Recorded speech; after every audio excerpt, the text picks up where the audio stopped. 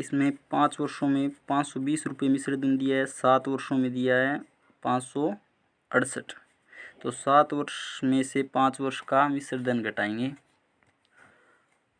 तो 568 माइनस 520 तो हमें 2 वर्ष का मिल जाएगा। अभी ब्याज मिल गया 48 घटाने पर, तो ये 7 में से 5 गए 2 वर्ष का ब्याज आ जाएगा। 7 वर्ष की मिश्र धन में 5 वर्ष का मिश्र धन घटाने पर 2 वर्ष का ब्याज मिल जाएगा 48 रुपये। तो 2 वर्ष के ब्याज में 2 का भाग देने पर 1 वर्ष का ब्याज 24 प्राप्त होगा। 24 में हम 5 वर्ष का ब्याज ज्ञात करेंगे तो 1 वर्ष की ब्याज 24 में 5 का गुणा कर देंगे। ये देखिए 5 का गुणा, तो ये हो गया 120 रुपये 5 वर्ष का ब्याज मिल गया। तो मूलधन बराबर 5 वर्ष के मिश्र धन में 5 वर्ष का ब्याज घटाएंगे।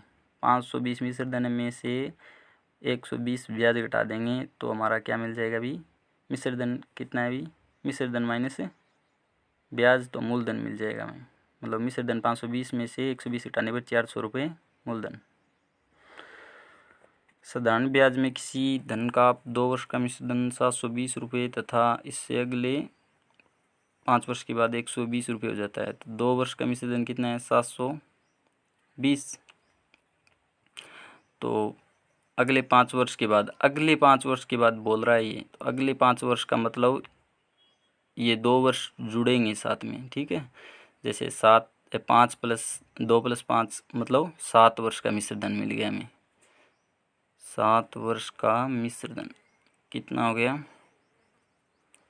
7 का वर्ष का मिश्र धन हो गया 1020 हो गया है। अगले 5 वर्ष के बाद का मतलब है 7 वर्ष का मिश्र धन। तो 5 वर्ष का निकालने के लिए क्या करेंगे भी, 5 वर्ष का निकालने के लिए 7 वर्ष के मिश्र धन में से 2 वर्ष का मिश्र धन घटा देंगे।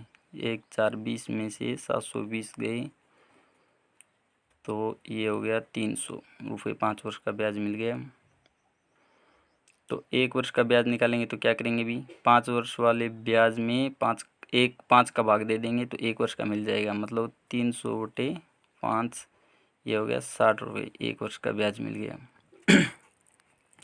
तो 2 वर्ष का ब्याज निकालने के लिए 60 में 2 का गुणा करेंगे तो 2 वर्ष का मिल जाएगा 120 रुपये। तो हमें दर निकालनी है, तो दर के लिए क्या करेंगे,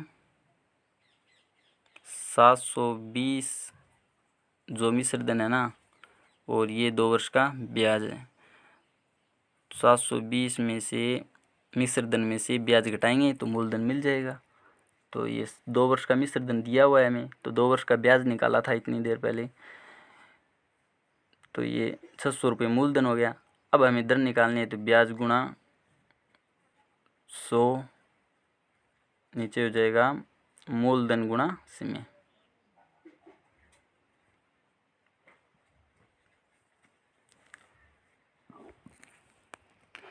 अब ब्याज और मूलधन समय का मान रख देंगे।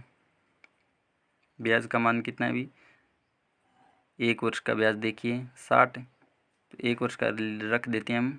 दर बराबर 60 गुणा 100 नीचे हो गया मूलधन 600 गुणा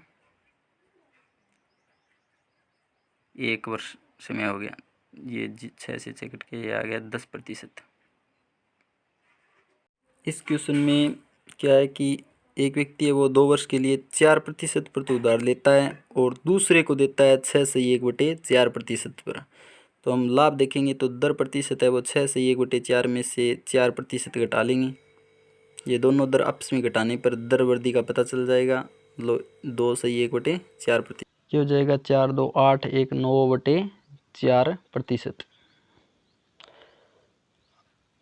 अब हम करेंगे मूलधन बराबर है 5000 रुपये दिया हुआ है, समय हमारा है 2 वर्ष।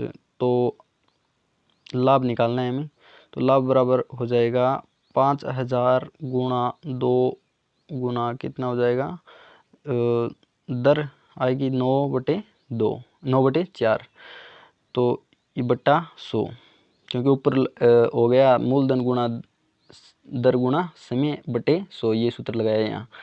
तो यहाँ काटने पर ये हो जाएगा 450 बटे 2, 225 लाभ मिल जाएगा। यहाँ है मूलधन 5,000 रुपये दिया हुआ है। 5,000 रुपये पर 2 वर्षों में जो भिन्न भिन्न बैंकों से राशि मिली है उनका अंतर 25 रुपये है। मतलब समय 2 वर्ष दिया हुआ है और जो ब्याज का अंतर है ना, 2 अलग अलग बैंकों से राशि मिली है उसमें ब्याज का अंतर मिला है। ब्याज का अंतर यहाँ 25 रुपये है। तो अब हमें क्या निकालना है, इसमें दोनों बैंकों की ब्याज दर में अंतर कितना है, ब्याज दर में कितना अंतर है ये देखना है। तो R1 माइनस R2, तो R1 माइनस R2 दर निकालनी है। दर निकालनी है, दर का सूत्र क्या याद रखते हैं हम, ब्याज गुणा 100, ब्याज गुणा 100 मतलब ब्याज का अंतर लेते हैं। यहाँ ब्याज का अंतर दिया हुआ है हमें, तो ब्याज का अंतर गुणा 100, मूलधन गुणा दर निकालनी है तो समय रख देंगे यहाँ, मूलधन गुणा से नीचे आ जाएगा। तो ब्याज का अंतर कितना है अभी, 25 गुणा 100, नीचे आएगा मूलधन पर 5,000 गुणा 2। तो यहाँ 1/4% उत्तर आ जाएगा, मतलब 0.25% काटने पर। किसी साहूकार को पता चलता है कि वार्षिक ब्याज की दर 8% वार्षिक से 7.3/4% वार्षिक रह जाने पर वार्षिक आय में अंतर कितना है। तो दर में कमी कितनी हुई, 8% से 7.3/4% कम हो गई। तो 8 में से 7.3/4 घटाएंगे तो उत्तर आएगा 1/4%। कैसे आया अभी, 7.3/4 को भिन्न में बदलेंगे, 7 चौका 28, 3 31/4, तो 8 में से 31/4 घटाएंगे तो ये हो गया 8 चौका 32 माइनस 1/4 बराबर 1/4%। यहाँ दर में कमी हुई है। तो हमें ब्याज में कमी कितनी दी गई है, भी ब्याज में कमी हुई है 61.50, मतलब ये ब्याज का अंतर है। तो हमें पूंजी निकालनी है, मतलब मूलधन।